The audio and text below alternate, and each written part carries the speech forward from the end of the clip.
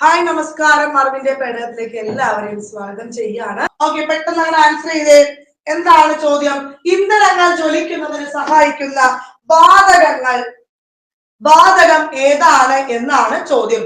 ഇന്ധനങ്ങൾ ജ്വലിക്കുന്നതിന് സഹായിക്കുന്ന വാതകം ഏതാണ്? മക്കളെ അവിടെ ആൻസർ ആയിട്ട് വരുന്നത്? ഏതാണ്? നമുക്ക് എല്ലാവർക്കും അറിയാം, ഓക്സിജൻ ആണ് അല്ലെ.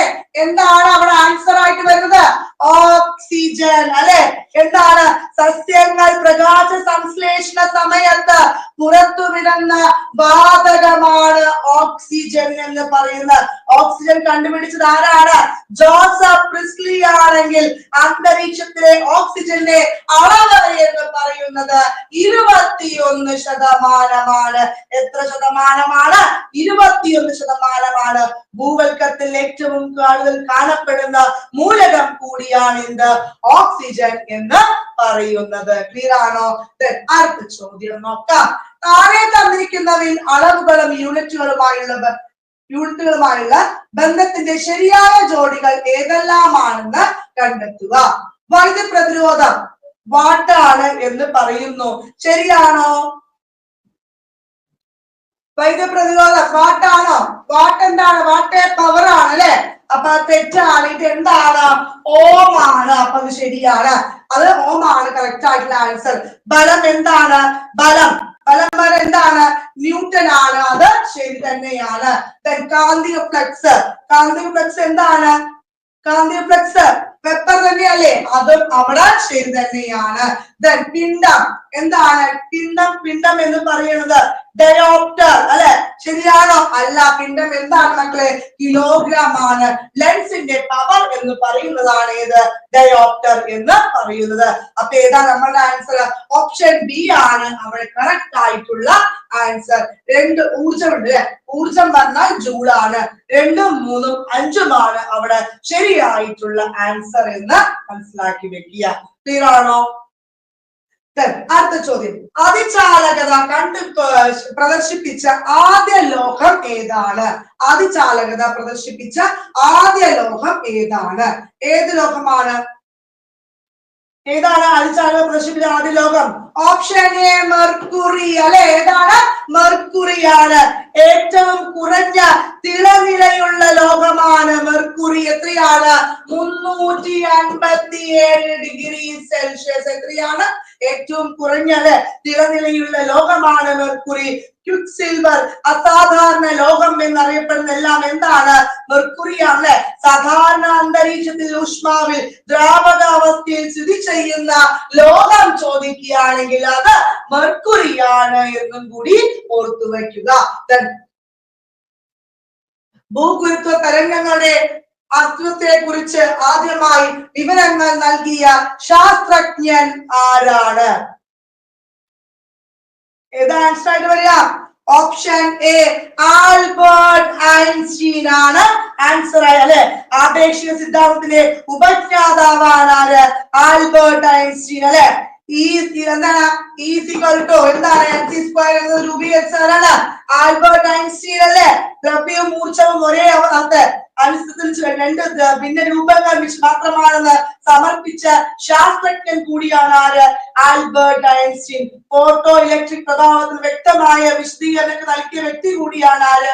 ആൽബർട്ട് ഐൻസ്റ്റീൻ എന്നും കൂടി മനസ്സിലാക്കി വെക്കുക. അടുത്ത ചോദ്യം. താഴെ തന്നിരിക്കുന്ന പ്രസ്താവനകളിൽ ശരിയായവ ഏതെല്ലാമാണ്? ഭാരം അളക്കാൻ ഉപയോഗിക്കുന്ന ഉപകരണമാണ് സ്പ്രിംഗ് ത്രാസ് അല്ലെങ്കിൽ സ്പ്രിംഗ് ബാലൻസ് എന്ന് പറയുന്നത്. ശരിയാണോ? ശരിയാണല്ലേ. ഒരു വസ്തുവിന് ഏറ്റവും കൂടുതൽ ഭാരം അനുഭവപ്പെടുന്നത് ധ്രുവ പ്രദേശങ്ങളിലാണോ ഭൂമധ്യ പ്രദേശങ്ങളിലാണോ? ഏതാണ് അവിടെ ആൻസർ വരുന്നത്? ഒരു വസ്തുവിന് ഏറ്റവും കൂടുതൽ ഭാരം അനുഭവപ്പെടുന്ന ധ്രുവ പ്രദേശങ്ങളിലാണ്. ശരിയാണ്. ഭൂകേന്ദ്രത്തിൽ ഒരു വസ്തുവിന്റെ ഭാരം 0 ശരിയാണ്. ഭൂമധ്യരേഖ പ്രദേശങ്ങളിലാണ് ഒരു വസ്തുവിന് ഏറ്റവും കൂടുതൽ ഭാരം അനുഭവപ്പെടുന്നത് എന്ന് പറയുന്നു. അതും ശരിയാണ് അല്ലെ. ആൻസർ ഏതാ വരിക? എല്ലാം അവിടെ എന്തായിട്ട് വരും? ശരിയായിട്ട് വരും അല്ലെ. ഒരു വസ്തു ഭൂമിയിൽ ഉപയോഗിക്കുന്ന ഗുരുത്വാകർഷണ ബലത്തിനെയാണ് ആ വസ്തു ഭാരത്തില് വലപ്പിൽ എന്ത് വരാം വസ്തുവിന്റെ ഭാരം എന്ന് പറയുന്നത് അല്ലെ ഭാരത്തിന്റെ SI യൂണിറ്റ് എന്താണ് ഭാരത്തിന്റെ SI യൂണിറ്റ് എന്ന് പറയുന്നത് ന്യൂട്ടൺ ആണ് എന്നും കൂടി മനസ്സിലാക്കി വെക്കുക എക്സാമിന് ചോദിക്കും അല്ലെ ഒരു വസ്തുവിന്റെ ഭാരം അതിനെ സ്ഥിതി ചെയ്യുന്ന ആകാശ ഗോളത്തിനനുസരിച്ച് എന്തായിരിക്കും മാറും അതിന് എന്ത് പറയും മാസ് എപ്പോഴും എന്തായിരിക്കും മാസ് സ്ഥിരമായിരിക്കും എന്നും കൂടി മനസ്സിലാക്കി വെക്കുക ആൻസർ എന്താ വരിക എല്ലാം ശരിയാണ് എന്നാണ് ആൻസർ ഭക്ഷണ പദാർത്ഥങ്ങളിൽ മണവും രുചിയും വർദ്ധിപ്പിക്കാൻ ഉപയോഗിക്കുന്ന രാസവസ്തു ഏതാണ് നമുക്കറിയാം അജിനോമോട്ടോ ആണ് അല്ലെ ഭക്ഷണ പദാർത്ഥങ്ങൾ മണവും രുചിയും ഉണ്ടാക്കാൻ എന്താണ് അവിടെ അജിനോമോട്ടോ ആണ് അജിനോമോട്ടോയുടെ ശാസ്ത്രീയ നാമം എന്താണ് മോണോസോഡിയം ഗ്ലൂട്ടാമേറ്റ് ആണ് എന്നും കൂടി മനസ്സിലാക്കി വെക്കുക ആദ്യമായി ഉൽപ്പാദിപ്പിച്ചത് ഏതാണ് ആദ്യമായി ഉൽപ്പാദിപ്പിച്ച രാജ്യം ഏതാണ് അജിനോമോട്ടോ ആദ്യമായി ഉപയോഗിച്ച രാജ്യം ഏതാണ് ചോദിക്കുകയാണെങ്കിൽ അത് ജപ്പാനാണ് ആരാണ് ജപ്പാനാണ് എന്നും കൂടി മനസ്സിലാക്കി വെക്കുക കേട്ടോ ഉൽപ്പാദിപ്പിച്ചത് കിക്കുനോ ഇക്കാതെ എന്ന് പറഞ്ഞ ആരോ ആണ് കേട്ടോ ശരിയായ ജോഡികൾ ഏതെല്ലാം എന്ന് കണ്ടെത്തുക ശരിയായ ജോഡികൾ ഏതെല്ലാം എന്ന് കണ്ടെത്തുക സിന്തറ്റിക് ഹാലോജൻ ഫ്ലൂറിൻ ആണോ ആണോ തെറ്റല്ലേ ഏതാണ് അബ്സ്റ്റാർട്ടിംഗ് ആണ് അല്ലെ അപ്പൊ തെറ്റാണ് സോളിഡ് ഹാലോജൻ എന്നറിയപ്പെടുന്നത് അയഡിൻ ആണ് എന്ന് പറയുന്നു ശരിയാണ് സൂപ്പർ ഹാലോജൻ എന്ന് പറഞ്ഞാൽ അബ്സ്റ്റാർട്ടിംഗ് പറഞ്ഞാൽ തെറ്റല്ലേ അത് ഫ്ലൂറിൻ ആണ് എന്നും കൂടി മനസ്സിലാക്കി വെക്കുക സ്യൂഡോ ഹാലോജൻ എന്നറിയപ്പെടുന്ന സൈനോജൻ ആണ് സ്യൂഡോ ഹാലോജൻ സൈനോജൻ അല്ലേ അത് ശരിയാണ് നമ്മളുടെ ആൻസർ എന്താണ് ഓപ്ഷൻ ശരിയായ ജോഡികൾ അല്ലെ 3ഉം 4ഉം മാത്രമാണ് അവിടെ ശരിയായിട്ടുള്ളത് ഏതൊക്കെയാണ് 3ഉം 4ഉം മാത്രമാണ് അവിടെ ശരിയായിട്ടുള്ളത് അടുത്ത ചോദ്യം പ്രമേഹ രോഗികൾക്ക് പഞ്ചസാരയ്ക്ക് പകരം ഉപയോഗിക്കുന്ന മധുര പദാർത്ഥത്തിന്റെ പേരെന്ത് എന്താ പേര് നമുക്കറിയാം അസ്പാർട്ടം എന്താണ് ഓപ്ഷൻ ഡി അസ്പാർട്ടം ആണ് അല്ലെ അസ്പാർട്ടം കൃത്രിമ പഞ്ചസാരയ്ക്ക് ഉദാഹരണം ഏതാണ് സാക്കറിനും അതുപോലെ തന്നെ അസ്പാർട്ടവുമാണ് സാധാരണ പഞ്ചസാരയേക്കാൾ എത്രയാണ് 300 ഇരട്ടി മധുരമുള്ള കൃത്രിമ പഞ്ചസാരയാണ് എന്നും കൂടി മനസ്സിലാക്കി വെക്കുക പിന്നെ സാധാരണ പഞ്ചസാരയേക്കാൾ 600 ഇരട്ടി മധുരമുള്ള ഏതാണ് അത് സൂക്രോസ് ആണ് ട്ടോ 600 ഇരട്ടി ആണെങ്കിൽ അത് സൂക്രോസ് ആണ് എന്നും കൂടി ഓർത്തു വെക്കുക ആദ്യത്തെ കൃത്രിമ പഞ്ചസാരയാണ് സാക്കറിൻ ആദ്യത്തെ കൃത്രിമ പഞ്ചസാര ഏതാണ് സാക്കറിൻ ആണ് സാധാരണ പഞ്ചസാരയേക്കാൾ 200 ഇരട്ടി മധുരമുള്ള പഞ്ചസാരയാണ് ഇത് സാക്കറിൻ എന്ന് പറയുന്നത് വായുവിൽ പുകയുന്ന ആസിഡിന്റെ പേരെന്ത് വായുവിൽ പുകയുന്ന ആസിഡിന്റെ പേരാണ് നൈട്രിക് ആസിഡ് ഏതാണ് നൈട്രിക് ആസിഡ് അല്ലെ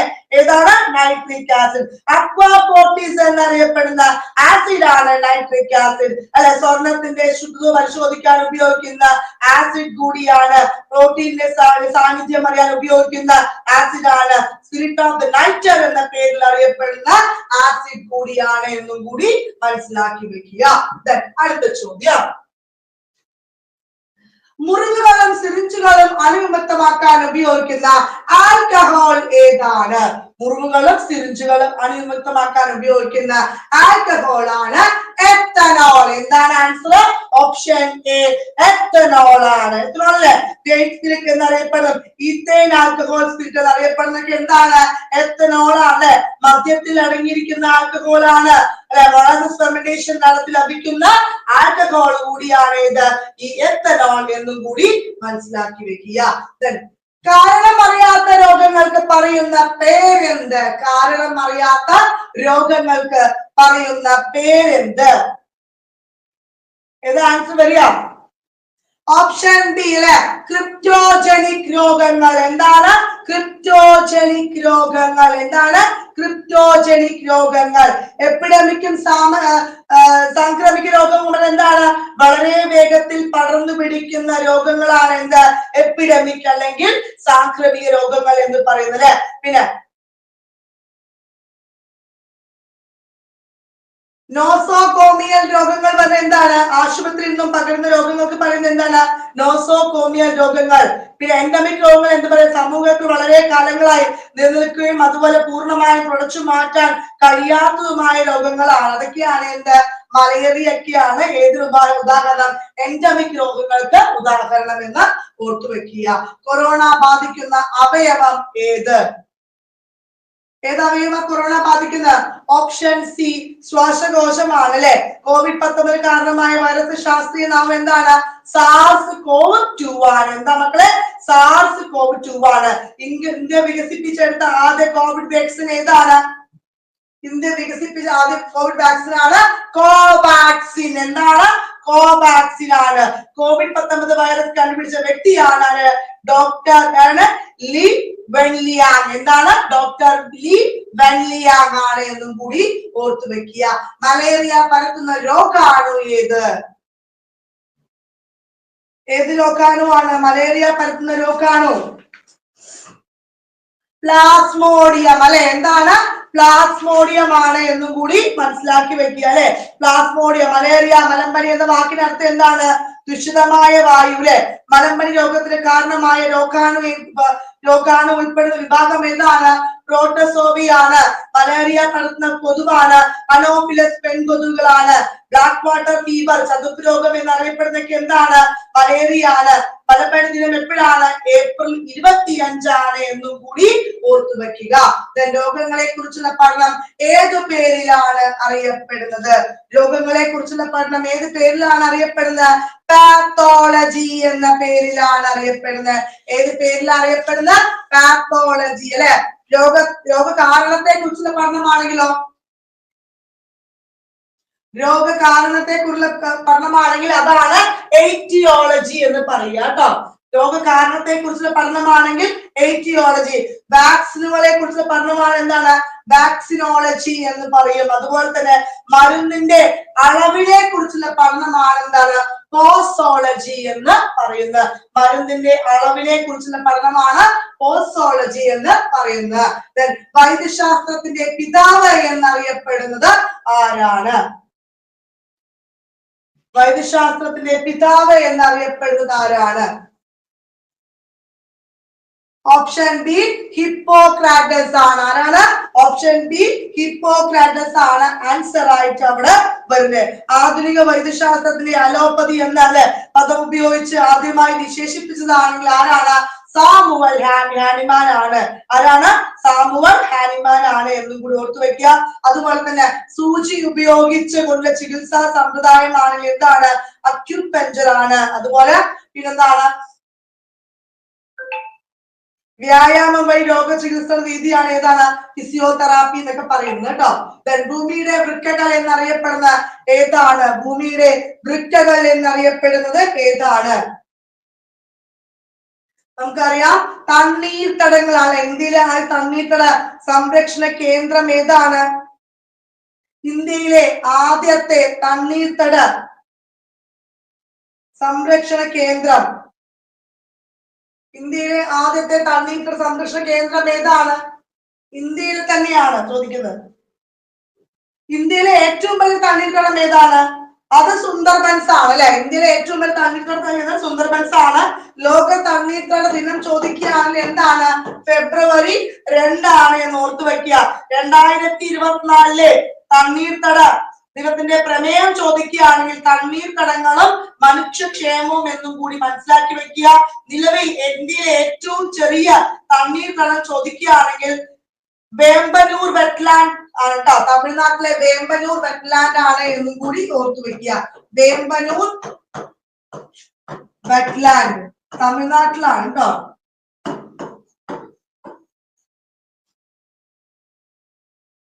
ഓക്കെ. ഇന്ത്യയിലെ ആദ്യ തണ്ണീർത്തട സംരക്ഷണ കേന്ദ്രം, ഇന്ത്യയിലെ ആദ്യ തണ്ണീർത്തട സംരക്ഷണ കേന്ദ്രം ചോദിക്കുകയാണെങ്കിൽ അത് ചെന്നൈയിലാണ് എന്നും കൂടി ഓർത്തു വെക്കണം. മാറല്ലേ. ആദ്യത്തെ ആണെങ്കിൽ അത് ചെന്നൈയിലാണ് എന്നും കൂടി ഓർത്തു വെക്കുക. മറക്കണ്ട കേട്ടോ. ഇത് ചെന്നൈ അല്ല എന്ന് വിചാരിക്കേണ്ട, അത് തന്നെയാണ് ആൻസർ എന്നും കൂടി മറക്കാൻ നിങ്ങൾ ഓർത്തു വെക്കുക. അടുത്തത് താഴെ പറയുന്നവരിൽ ആറാമം ആരോഗ്യ പദ്ധതിയെ കുറിച്ചുള്ള ശരിയായ പ്രസ്താവനകൾ ഏതെല്ലാമാണ്? ആറാമം ഔഷധ സസ്യങ്ങളെ കുറിച്ച് അറിയാനും സംരക്ഷിക്കാനുള്ള പദ്ധതി ആയുഷ് വകുപ്പിന് കീഴിൽ മഹാത്മാഗാന്ധി ദേശീയ തൊഴിലുറപ്പ് പദ്ധതിയുടെ സഹകരണത്തോടെ നടത്തി വരുന്ന പദ്ധതി ഉദ്ഘാടനം ചെയ്ത് മെഴുവേലി ഗ്രാമപഞ്ചായത്ത് ഹോമിയോ ആശുപത്രിയിൽ വെച്ച് ആരോഗ്യ വകുപ്പ് മന്ത്രി വീണ ജോർജ്. എല്ലാം ശരിയാണ്. ആൻസർ ഏതാ വരിക? ആൻസർ അവിടെ എല്ലാം ശരിയാണ് കേട്ടോ. ആറാമം ആരോഗ്യ പദ്ധതിയുമായി ബന്ധപ്പെട്ടുള്ള ഈ 3 ഓപ്ഷനും അവിടെ ശരിയായിട്ടുള്ള ആൻസർ ആണ് എന്നും കൂടി മനസ്സിലാക്കി വെക്കുക. അടുത്ത ചോദ്യം, കേരളത്തിലെ വിസ്തൃതി കുറഞ്ഞ വനം ഡിവിഷൻ ഏതാണ്? വിസ്തൃതി കുറഞ്ഞ വനം ഡിവിഷൻ ഏതാണ്? കോന്നിയാണോ, ആറളമാണോ, പത്തനംതിട്ടയാണോ, വിയ്യാപുരമാണോ? ഏതാണ് അവിടെ ആൻസർ ആയിട്ട് വരുന്നത്? ഏതാ മക്കൾ ആൻസർ ആയിട്ട് വരിക? ഓപ്ഷൻ ബി ആറാമാണ് അവിടെ ആൻസർ ആയിട്ട് വരുന്നത്. ഏതാണ്? കേരളത്തിലെ വനം ഡിവിഷനുകളുടെ എണ്ണം എത്രയാണ്? എത്ര വനം ഡിവിഷൻ ഉണ്ട്? 36 വനം ഡിവിഷൻ ഉണ്ട് എന്നും കൂടി ഓർത്തു വെക്കുക. കേരളത്തിലെ വനം വിസ്തൃതി കൂടിയ വനം ഡിവിഷനാണ് റാന്നി അല്ലെ. കേരളത്തിലെ ആദ്യത്തെ ഫോറസ്റ്റ് മ്യൂസിയം ചോദിക്കുകയാണെങ്കിൽ കുളത്തുപുഴയാണ് എന്നും കൂടി മനസ്സിലാക്കി വെക്കുക. കേരള ഫോറസ്റ്റ് ഡെവലപ്മെന്റ് കോർപ്പറേഷൻ സ്ഥിതി ചെയ്യുന്നത് കോട്ടയത്താണ്. കേരള ഫോറസ്റ്റ് റിസർച്ച് ഇൻസ്റ്റിറ്റ്യൂട്ട് സ്ഥിതി ചെയ്യുന്നത് TG തൃശ്ശൂരാണ്. കേരളത്തിലെ ആദ്യത്തെ ഫോറസ്റ്റ് അക്കാദമിയാണ് അരിപ്പ തിരുവനന്തപുരം. ഇന്ത്യയിൽ ചീറ്റപ്പുലികളെ പാർപ്പിച്ചിരിക്കുന്ന ദേശീയോദ്യാനം ഏതാണ്? ഓപ്ഷൻ ബി കൂനോ ദേശീയ ഉദ്യാനം. ഏതാ ആൻസർ വരിക? കൂനോ ദേശീയ ഉദ്യാനം. ഇന്ത്യയിൽ വംശനാശം സംഭവിച്ച ചീറ്റപ്പുലികളെ 70 വർഷങ്ങൾക്ക് ശേഷം ഇന്ത്യയിൽ കൊണ്ടുവന്ന് 2022 സെപ്റ്റംബർ 17 എന്നും കൂടി ഓർത്തു വെക്കണം കേട്ടോ. അടുത്ത ചോദ്യം, ഉരുൾപൊട്ടൽ ഉണ്ടാകുന്ന കാരണങ്ങൾ ശരിയായത് ഏതെല്ലാമാണ്? ഭൂപ്രദേശത്തിന്റെ ഘടന, ഭൂപ്രദേശത്തിന്റെ ചരിവ്, ഭൂരൂപീകരണ സഹായികൾ, ഭൂവിനിയോഗം, മനുഷ്യന്റെ ഇടപെടലുകൾ. ഏതാണ് അവിടെ ആൻസർ ആയിട്ട് വരുന്നത്? അവിടെ ഓപ്ഷൻ ഡി വരുന്നുണ്ടോ? എല്ലാം അവിടെ എന്താണ്?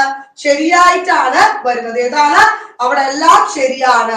ഭൂപ്രദേശത്തിന്റെ ഘടനയും അതുപോലെ ചരിവും ഭൂരൂപീകരണ സഹായികളും ഭൂവിനിയോഗം മനുഷ്യന്റെ ഇടപെടൽ എല്ലാം എന്തിന് കാരണമാകും? ഉരുൾപൊട്ടലുകൾക്ക് കാരണമായിട്ടുള്ള ശരിയായ റീസൺ തന്നെയാണ്. അപ്പൊ ഓപ്ഷൻ ഡി എല്ലാം ശരിയാണ് കേട്ടോ. അടുത്ത ചോദ്യം, ദക്ഷിണാഫ്രിക്കയുടെ പുതിയ പ്രസിഡന്റ് ആരാണ്? നമ്മുടെ 21ാമത്തെ ചോദ്യം, ദക്ഷിണാഫ്രിക്കയുടെ പുതിയ പ്രസിഡന്റ് ആരാണ് എന്നുള്ളതാണ്. അപ്പൊ അതിലേതാണ് വരുന്നത്? സിറിൽ റാമാഫോസ എന്നുള്ളതാണ്.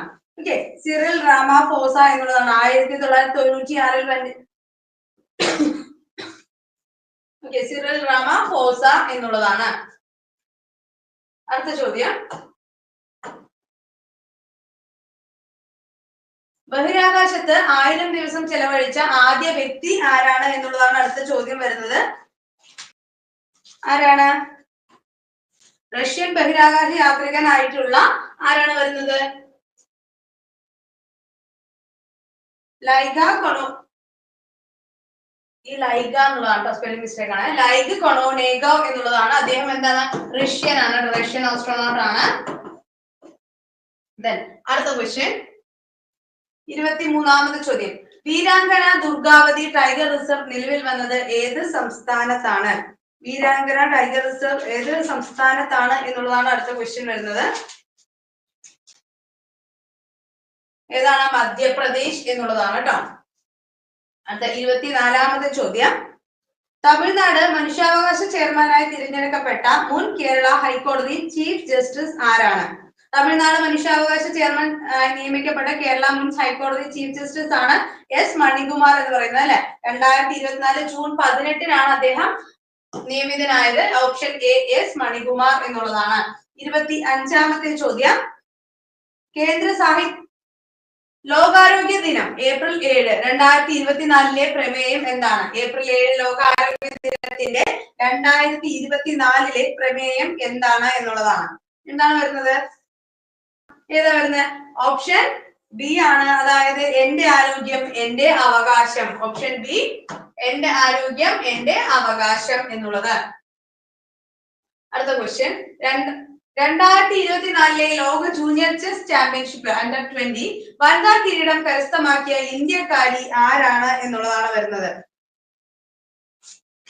ആരാണ്? ദിവ്യ ദേശ്മുഖ് ആണ് അല്ലെ. ദിവ്യ ദേശ്മുഖ് ആണ്. 27ാമത്തെ ചോദ്യം നോക്കാം. വിഴിഞ്ഞം തുറമുഖം ഏത് താലൂക്കിലാണ് സ്ഥിതി ചെയ്യുന്നത്? വിഴിഞ്ഞം തുറമുഖം സ്ഥിതി ചെയ്യുന്ന താലൂക്ക് ഏതാണ്? വിഴിഞ്ഞം എന്ന് പറഞ്ഞ കേരളത്തിൽ തന്നെ ആദ്യമായി തിരമാലയിൽ നിന്നും വൈദ്യുതി ഉൽപ്പാദിപ്പിക്കുന്ന പ്ലാന്റ് ആണ് അല്ലെ. അപ്പൊ ഈ പറയുന്ന വിഴിഞ്ഞം എന്ന് പറയുന്ന തിരുവനന്തപുരം ജില്ലയിലെ നെയ്യാറ്റിൻകര താലൂക്കിലാണ് സ്ഥിതി ചെയ്യുന്നത് വിഴിഞ്ഞം തുറമുഖം അല്ലെ. ആഴക്കടലായിട്ട് നമുക്ക് എന്താണ് ഏറ്റവും കൂടുതൽ ഡെപ്തില് എന്നുള്ള കണ്ടെയ്നറിന് വേണ്ടിയിട്ട് നിർമ്മിച്ച തുറമുഖമാണ് ഏത്? വിഴിഞ്ഞം എന്ന് പറയുന്നത്. കേരളത്തിൽ ഗോത്ര സ്വതന്ത്ര സമര സേനാനി മ്യൂസിയം നിലവിൽ വന്നത് എവിടെയാണ്? കേരളത്തിൽ ഗോത്ര സ്വതന്ത്ര സമര സേനാനി മ്യൂസിയം നിലവിൽ വന്നത് എവിടെയാണ്? ഓപ്ഷൻ എ വയനാടാണ്.